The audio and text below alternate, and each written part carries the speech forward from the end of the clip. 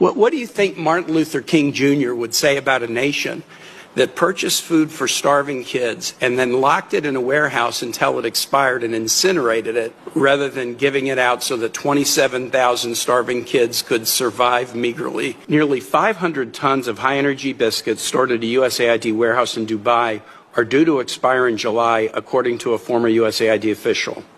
The biscuits could feed at least 27,000 acutely malnourished children for a month.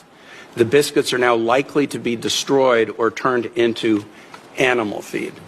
That article was from 2 months ago. Yesterday, The Atlantic reported that the expiration date on those 500 tons of nutritious food for starving kids was now upon us, and the U.S. had decided to incinerate that food rather than allow starving children to have it. Mr. Regas, you're the Deputy Secretary for Management and Resources. These are resources that were purchased with U.S. taxpayer dollars. They're specifically designed to save the lives of starving children.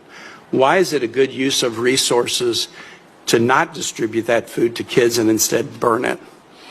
Thank you for the question, Senator. I'd have to look into that particular issue and see how those foodstuffs got there. Can I just interrupt for a second? I asked this question at a hearing yesterday so you would be prepared to know that I would ask it today.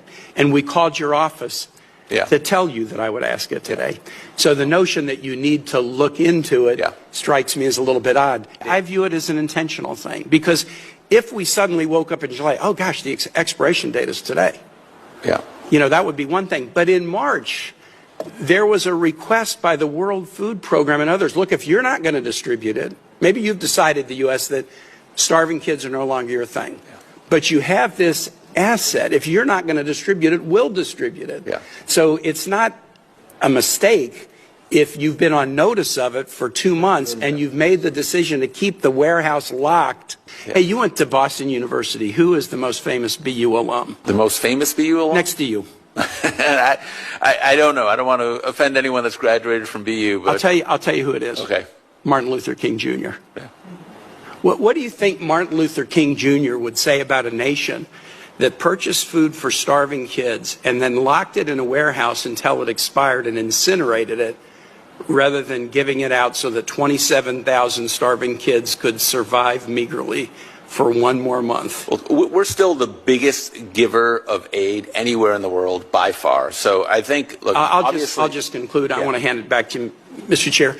A lot of complicated issues. You know, sometimes the tiniest detail really exposes the soul.